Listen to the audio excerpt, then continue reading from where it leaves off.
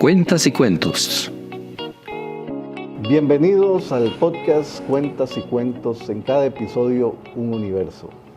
La Universidad Nacional se prepara para elegir a quien ocupe el cargo de rectoría en el quinquenio 2025-2030. Álvaro Martín Parada Gómez es uno de los candidatos inscritos en esta contienda programada para el viernes 30 de mayo. Martín Parada nació en El Salvador. Su infancia transcurrió en medio de una guerrilla despiadada que le arrebató los sueños a todos, campesinos incluidos. Creció en Suchitoto, un lugar bucólico de tierra fértil ubicado en el departamento de Cuscatlán. Fue ahí, en el campo, donde muy temprano le encontró el gusto al trabajo. Ese emprendedor en ciernes que recogía las mazorcas de maíz desperdigadas durante la cosecha para vender el grano en bolsas y así comprarle un champú o un jabón de baño a su mamá, se vio forzado, junto a su familia, a emigrar a Costa Rica en 1979, cuando empezaron a contar los muertos de la guerra en la propia finca familiar. Ya establecido aquí, primero midió el terreno para cosechar después todas las oportunidades que la educación pública le ofrecía. Terminó la primaria en San Isidro de Atenas, donde también completó la secundaria con gran suceso. Sus notas le ayudaron a obtener una beca para cursar la carrera de Economía en la UNA. Aquí, su buen desempeño le permitió seguir escalando. Completó una maestría en Honduras y el doctorado en Países Bajos. El niño de 9 años, que unas horas antes de migrar a Costa Rica hizo un hueco en el patio de su casa para enterrar los juguetes que había ganado en las competencias de trompos y bolinchas, con la esperanza de recuperarlos cuando pasara la guerra, es el que hoy, con 54 años, tenemos en la contienda por ocupar el máximo cargo de la Universidad Nacional. Bienvenido, Martín, a Cuentas y Cuentos. Gracias, Víctor, por invitarme a esta conversación. Y bueno, vamos a contarle en el marco de estos cuentos y parte de mi vida. Muy bien, empecemos con su pretensión. Primero, ¿por qué es usted quien debe ser el próximo rector de la Universidad Nacional?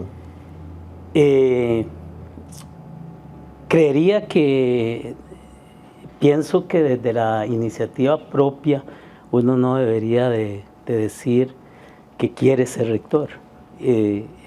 Por convicción, me parece que es la comunidad académica, la comunidad universitaria, la que tiene que indicar quién, sea hombre o mujer, debe ser rector.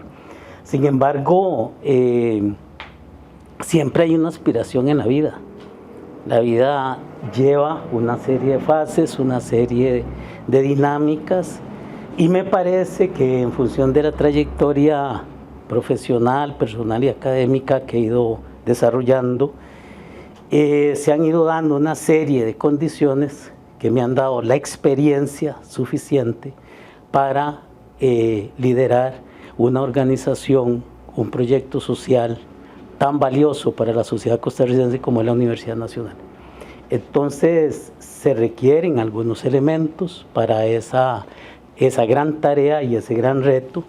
Entre esos, como lo indiqué, la experiencia, la madurez como persona, incluso la formación académica, que me parece a mí que en un centro de estudios de educación superior como este es muy relevante.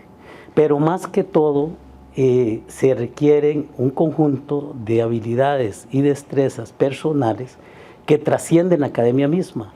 Tiene que ver con el ser humano, con la comunicación, con el entendimiento, con el ser persona, el ser humano como tal. Y eso creería que a la edad de 53, 54 años, creería que estamos en el momento correcto. Ya que estamos hablando de la parte humana, vamos a abordar algunas cuestiones personales tuyas. ¿Cómo lo impacta a uno la guerra? ¿Cómo es vivir esa experiencia cuando uno es un niño? Sí, la guerra particularmente las guerras civiles, me parece a mí que son muy duras. Una sociedad que entra en conflicto en su propio pueblo, con su propia gente, está dispuesta a matarse entre su propia gente. Y en ese sentido, una guerra civil como la que El Salvador ha vivido o vivió entre el año 79 y los 80 y parte de los 90, es una guerra que destruye familias, destruye realidades, destruye también a una sociedad. El Salvador particularmente me parece a mí que es un país que, además de ser pequeño, me parece son 21.000 kilómetros cuadrados, llega una guerra donde hay un conflicto, Víctor, muy abierto entre las clases sociales, es decir, el campesinado, la clase obrera, la clase intelectual, en contra de la estructura de poder que efectivamente ha concentrado la riqueza y ha causado una asimetría muy fuerte en el bienestar de la sociedad. Y entonces, bajo un sistema autoritarista, se ha impuesto para someter a una sociedad donde la democracia efectivamente no ha brillado y ni se ha fortalecido, como se ha ocurrido en otros países, como el caso costarricense. Ok, ustedes emigran en el año 79 y una vez establecidos en Costa Rica, ¿qué lo motivaba para seguir adelante y dejar atrás aquella guerra? Sí, muy interesante esto porque la motivación era y fue y ha sido la educación. Papá como campesino y mamá también como ama de casa, siempre personas muy trabajadoras, pero siempre con muchas carencias, Víctor. Pero no ha sido solo el caso, por ejemplo, de mi familia. Sé de muchas familias costarricenses o migrantes que también en esas épocas de los 70s y 80s vivimos en carencias económicas, sociales, etc. Tiene que ver, Víctor, con la motivación de superar ese conjunto de carencias que le decía. Y efectivamente la educación nos permitió el ascenso social, hay que decirlo así, con posibilidades de contrapartida.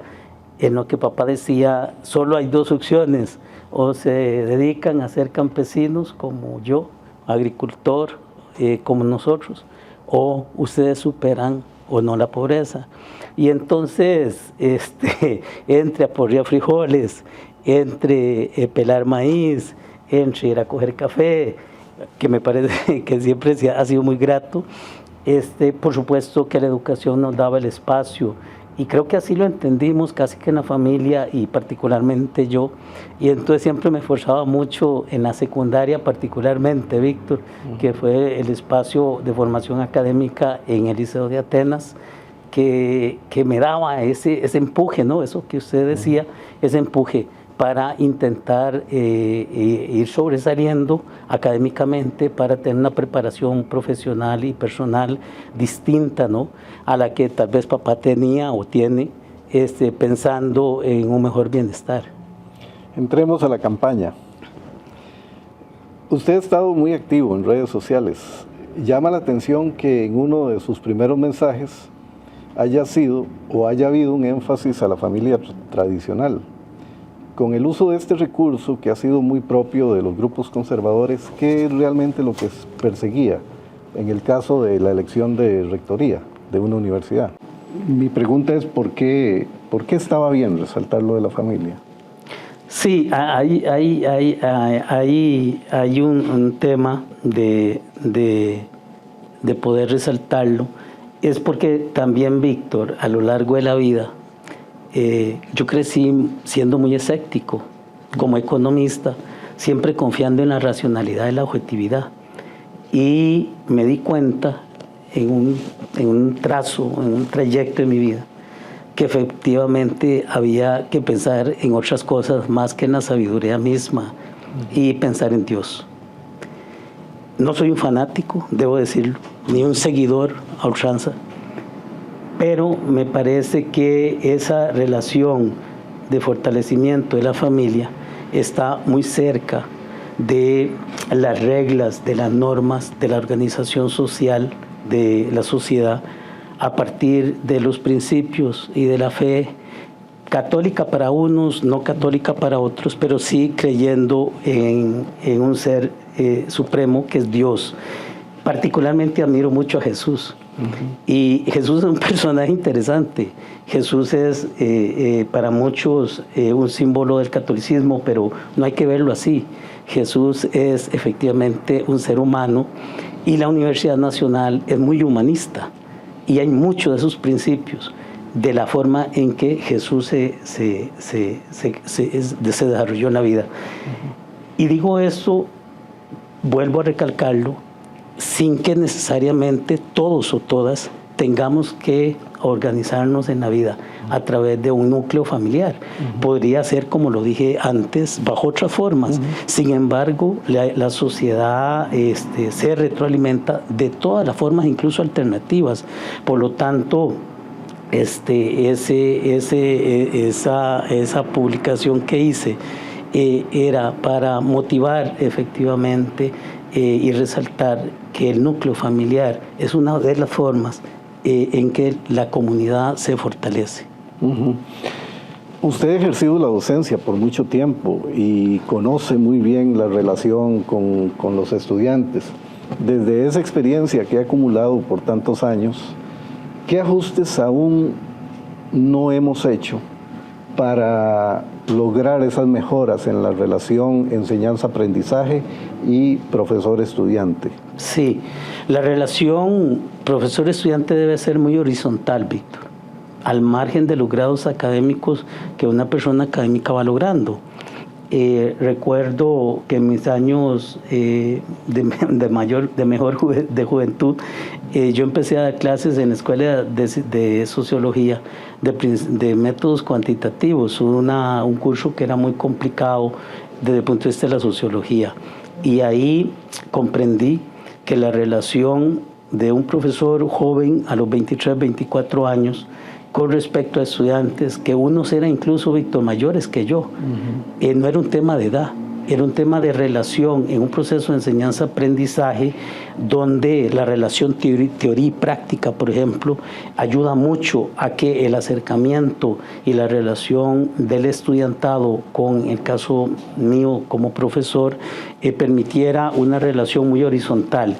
Y eso, a lo largo de más de 15 o 20 años de ejercer la docencia, creo que me ha permitido hacer escuela, porque cada docente, Víctor, tiene una responsabilidad ética de hacer escuela dentro del marco de su disciplina, en la economía, en la sociología, en la informática. Y hacer escuela es formar, es la virtud de la formación para que el estudiantado luego a futuro pueda hacer sus mejores contribuciones a la sociedad, pero sí necesariamente no puede verse en una relación vertical o piramidal para poder acercarse a esa formación integral. Y en esa relación enseñanza-aprendizaje, ¿ha identificado usted oportunidades de mejora también, digamos, a partir del modelo que tenemos actualmente? Sí, oportunidades de mejora.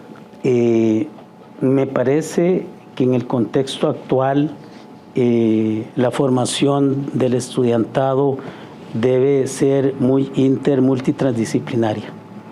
Y digo mucho y hago mucho énfasis en la transdisciplinaridad porque hay mucho que aprender de la sociedad, de las distintas poblaciones, de los pueblos indígenas, de las poblaciones de la pesca artesanal, de los agricultores y agricultoras, de los artesanos, de los artistas, de los escultores, de los músicos.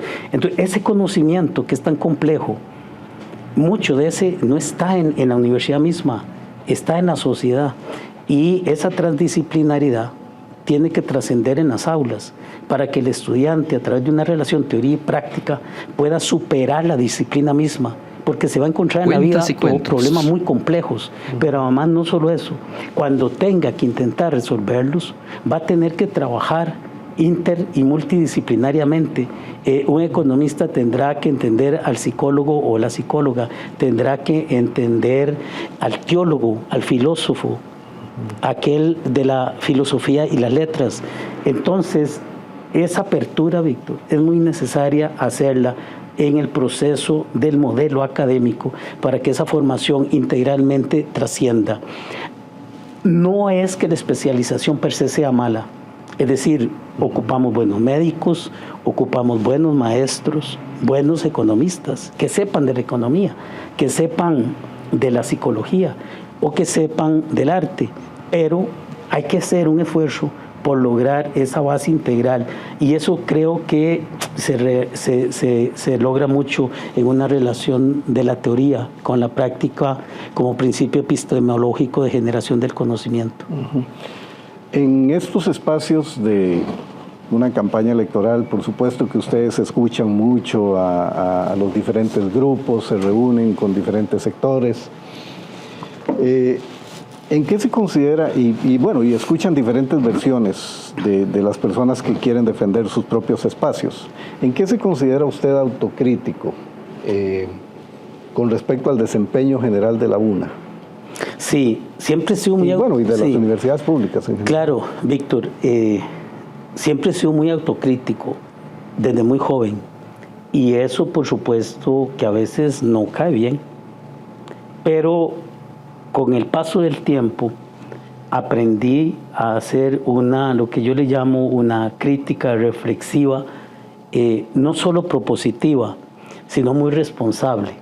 Y eso implica y tiene una dificultad, Víctor, es que para poder asumir una posición crítica se requiere entender a los demás, entender las distintas posturas, entender las distintas posiciones ideológicas, teóricas, incluso metodológicas, en la solución de las problematizaciones de las realidades. Y desde ese punto de vista, sin duda, se requiere, digamos, avanzar en esa comprensión para poder ir haciendo construcciones más integrales, que den respuestas a una sociedad que efectivamente no tiene solo un problema, tiene cientos de problematizaciones, y que la universidad tiene que estar preparada para asumirlas. ¿Cree en la virtualidad de las clases usted? Sí, sí. El tema de la virtualidad tiene unas fortalezas, tiene unas debilidades, tiene unas ventajas y unas desventajas. Y el balance entre la virtualidad y la no virtualidad creo que hoy es todo un reto. Fue interesante en la pandemia COVID-19 que nos obligó a la virtualidad. Y llegó la virtualidad para quedarse. ¿Y por qué llegó para quedarse? Porque permitió comunicar desde espacios geográficos muy largos a personas que les da la posibilidad de educarse. Entonces aumentó la matrícula en la universidad. Finalizó la pandemia y la matrícula volvió a su punto de partida. Es decir, le da y democratiza el acceso a la educación. Eso es una ventaja. Pero ¿qué desventajas uno podría verle? Es que la relación profesor-alumno se pierde la relación humana, la relación social, y se vuelve una relación poco dinámica, y eso me parece que no del todo termina de construir el proceso de enseñanza-aprendizaje que la academia requiere. Sin embargo, hay un uso y adopción de muchas tecnologías que creería podrían solventar algunas cosas.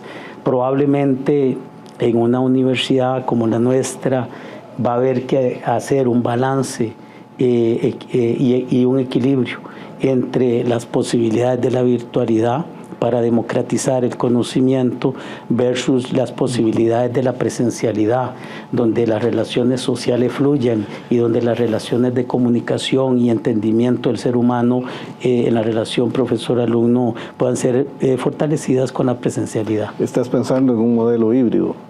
Sí, uno podría verlo así. Lo otro es que hay disciplinas que podrían ser técnicamente más accesibles hacia la virtualidad. Pienso, por ejemplo, en la informática. Hoy por hoy hay ingenieros que trabajan en Costa Rica para grupos corporativos multinacionales coordinados desde la India, desde Inglaterra, desde Europa, y costarricenses hacen un buen desempeño en su labor profesional. Entonces, eso es distinto, por ejemplo, a carreras como la danza, que nosotros tenemos mucha fortaleza en el arte y la cultura, en los artes escénicos. Y ahí creería que, por ejemplo, la presencialidad es fundamental. Entonces, hay que hacer ese balance y esos contrapesos para tener la mejor solución posible y que la universidad haga de la virtualidad una fortaleza y que no se nos convierta en una debilidad, pero sin duda es todo un reto por este tema, Víctor, de la transformación tecnológica que hay que hacer, tanto en términos de recursos, pero también en términos de formación. Porque un profesor no es que el solo ponerse al frente de una computadora con una PPT puede realizar un proceso de enseñanza-aprendizaje didácticamente correcto o metodológicamente correcto para impulsar la formación del estudiantado.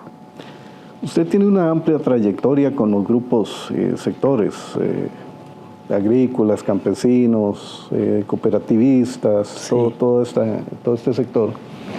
¿Considera que la vinculación de la UNA con otros sectores de la sociedad civil costarricense está fuerte y bien posicionada o le faltan ajustes?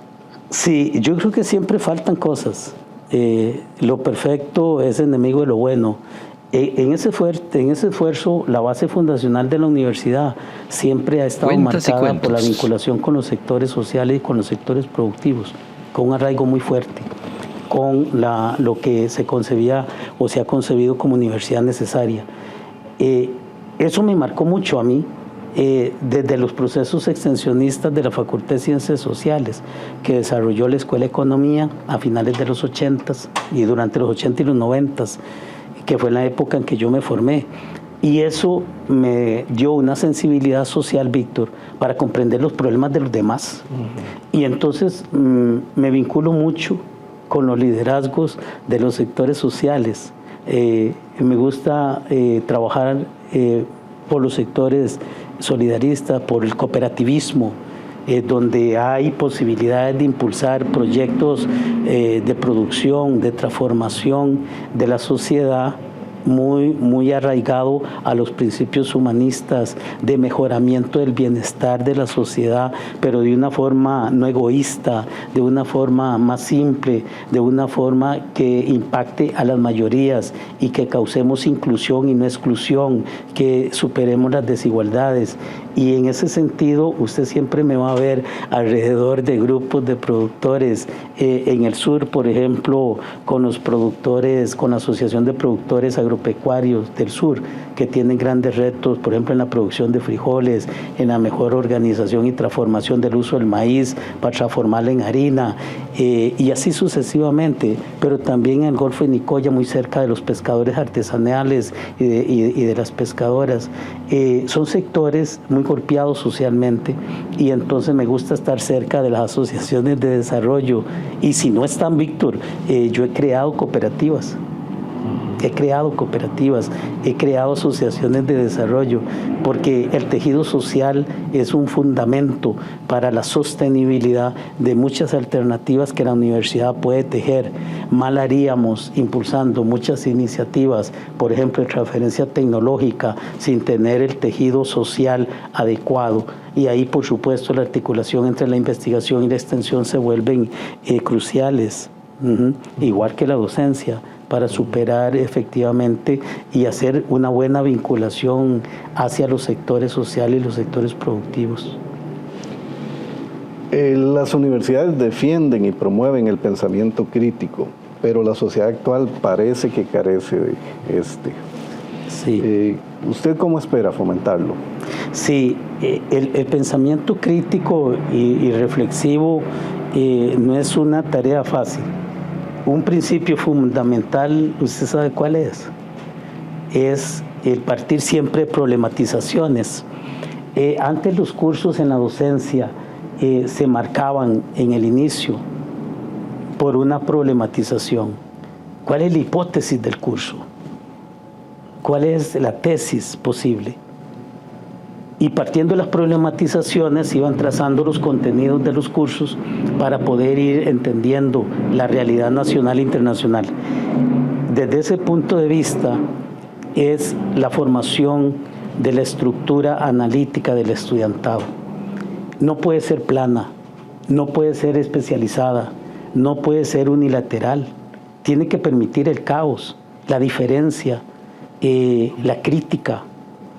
Y el ser humano se va integrando en esa formación crítica solo a base de la comprensión de las realidades, de las problematizaciones.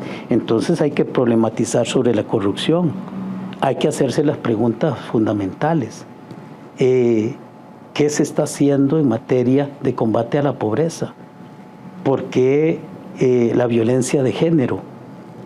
¿Cuándo ocurre? ¿Por qué ocurre? ¿Es solo en una relación de conflicto entre hombres y mujeres? ¿O hay causas sociales asociadas? ¿O hay condiciones socioeconómicas en vulnerabilidad de las familias que afectan o llevan a ciertos conflictos? Entonces, ese conjunto de problematizaciones o grandes interrogantes son las que hay que fomentar en el aula. Por eso es que el aula no puede ser y concebirse solo como un espacio acotado, tiene que ser un espacio más abierto. Por eso insistimos mucho en tener una relación que enfatice en la relación teoría y práctica, muy vinculada a la realidad de los sectores sociales y de la realidad concreta. Y eso implica un esfuerzo grande por poner al estudiantado en las comunidades, en los territorios y las regiones, abrir el concepto de la docencia para que eso fluya. En la medida en que eso fluya, Víctor, los procesos de enseñanza-aprendizaje le van a dar por su propia dinámica al estudiante una posición política, lo que nosotros le llamamos el fomentar la postura política, ética y moral. Entonces eso sería muy bonito verlo en la formación, no solo de la gente de las ciencias sociales o de la filosofía y las letras, sino verla en los artistas del CIDEA, en los educadores del CIDE y educadoras, pero fundamentalmente en las ciencias exactas y naturales y la salud. Por lo tanto, el reto es grande, ¿verdad? Es grande y eso implicaría tener una universidad con una postura política, ética y moral que permita la transformación social. Vamos a volver al Martín humano. Gracias. Para saber más de su... Ya me complicó la vida. No, de su historia que es de bastante inspiradora y dramática también. Sí, parte. sí.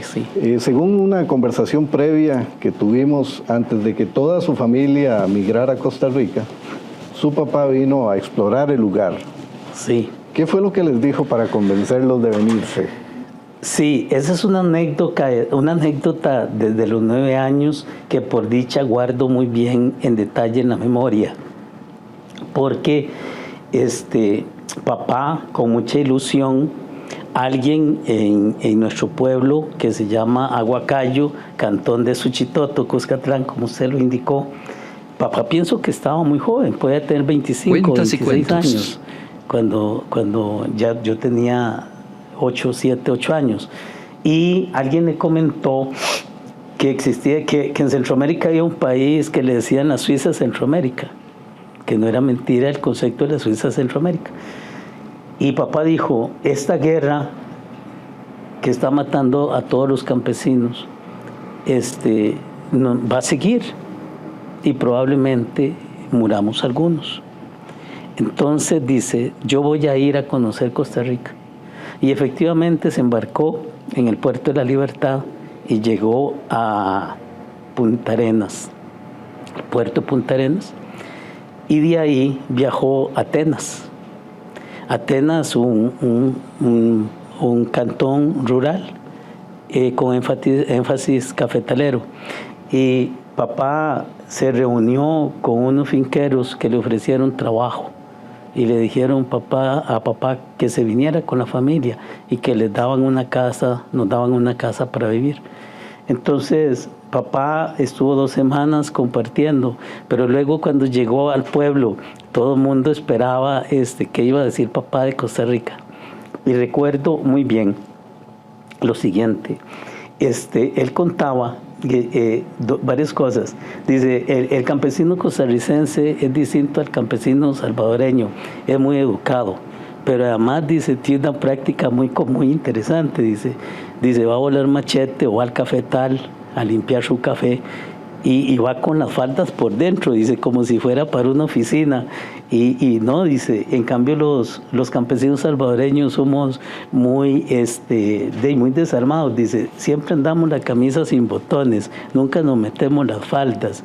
En cambio, dice, el campesino costarricense es distinto, pero además, dice, siempre va, dice, nunca lleva el machete en la mano, siempre lo lleva en una cubierta de cuero, y dice, y el cuero es carísimo, yo no sé cómo hacen los campesinos para llevar siempre machete. En cambio nosotros, dice, andamos el corvo a un lado del brazo, siempre escondido por si nos sale una culebra o nos sale algún animal peligroso.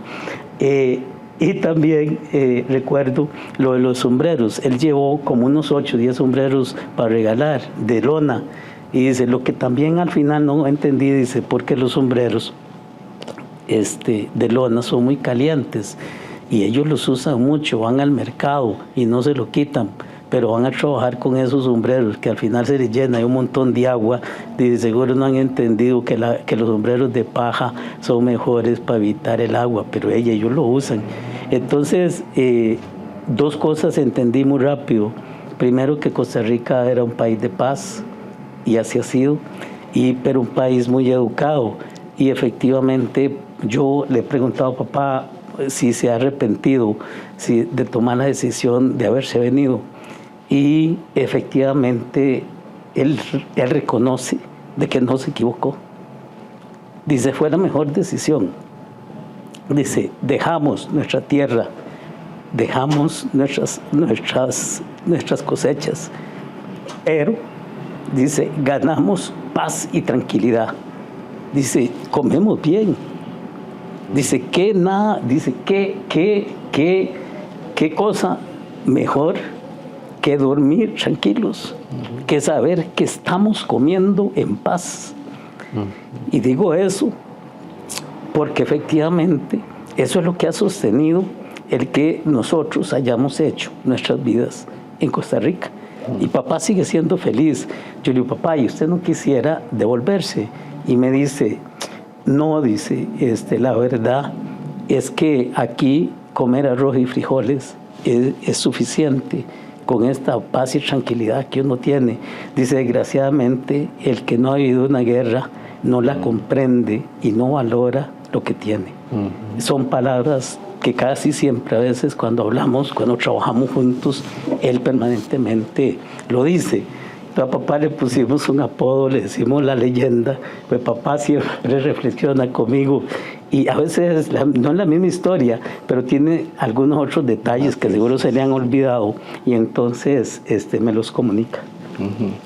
Muy bien, Martín, muchas gracias por compartirnos esa historia. Y para finalizar, ¿alguna vez ha pensado volver a Suchitoto a desenterrar los juguetes? Sí, yo era un chiquillo muy hiperactivo y me gustaba jugar mucho. Ganaba muchos trompos, muchas bolinchas, muchas flechas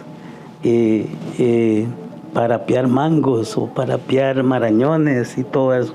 Y yo enterré en una, ¿cómo se llama? En una lata de leche nido, recuerdo. Que eran muy comunes en la época y se cerraban muy bien, ese montón de bolinchas, tenía como 300, Víctor, eran un montón, y las enterré pensando que la guerra, como papá dijo, que solo iba a durar 6 meses, que íbamos a volver. terreno de papá fue apropiado por otras familias después de la guerra. No peleamos los terrenos, siguen estando ahí. Y eso está enterrado cerca de unas piedras muy grandes que teníamos antes de un maizal, así como en el patio atrás de la casa. Pero Víctor, créame que hemos ido como 3, 4 veces y no he ido a ver si están enterrados esos juguetes ahí. Muy bien, Martín, muchas gracias por esta conversación.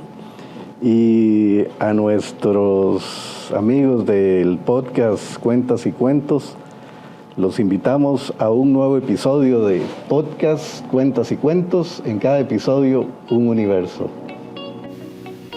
Cuentas y Cuentos.